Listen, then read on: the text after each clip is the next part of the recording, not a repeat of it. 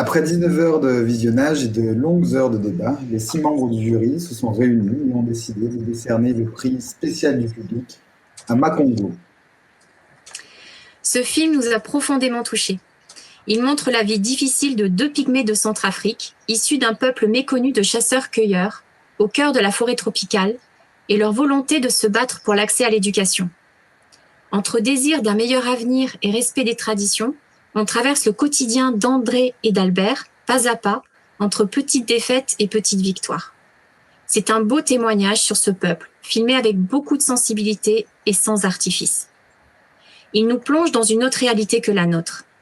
Il nous rappelle les éléments fondamentaux, la simplicité, la débrouillardise, l'altruisme, l'intégrité et bien d'autres encore, tous nécessaires pour avancer ensemble. Makongo est le point de départ d'une multitude de questions. Il interroge notre rapport au travail et à sa valeur marchande. Une société traditionnelle basée sur le troc, vivant des ressources naturelles tout en les respectant, peut-elle continuer à survivre dans un monde marchand globalisé ? Quelle part accorde-t-on à la réalisation personnelle et à la contribution à la communauté ? Makongo est un film à multifacettes qui décloisonne et élargit notre vision du monde.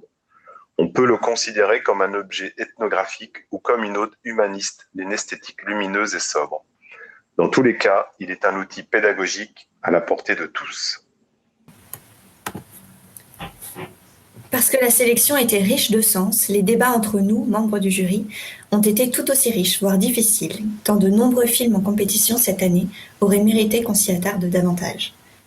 Dans cette période particulière de crise sanitaire qui réinitialise beaucoup de nos priorités individuelles et collectives, nous avons également souhaité attribuer une mention spéciale au film El Año del Descubrimiento.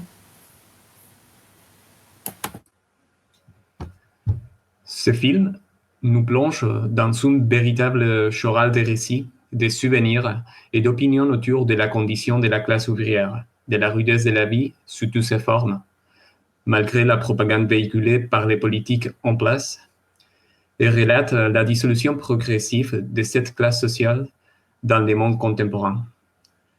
La liberté de parole est donnée aux habitants et habitantes de cette ancienne zone industrielle espagnole sans filtre.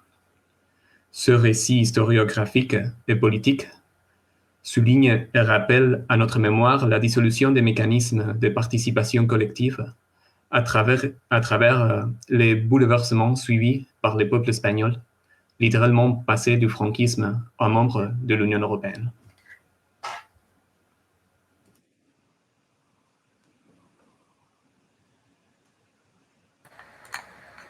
El Año del Descubrimiento fait réfléchir sur des fondamentaux qui nous habitent tous, l'évolution du travail, les droits des femmes, le chômage, le rapport à soi et aux autres, la délinquance, les enjeux sociétaux, le rôle du syndicalisme, la place de plus en plus prépondérante de l'Union européenne.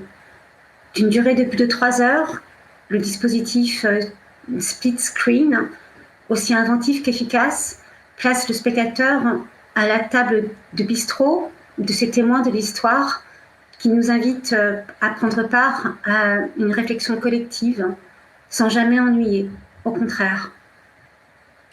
Enfin, nous tenons à remercier les organisateurs du festival Filmer le travail d'avoir permis la tenue de cette édition dans ce contexte si particulier.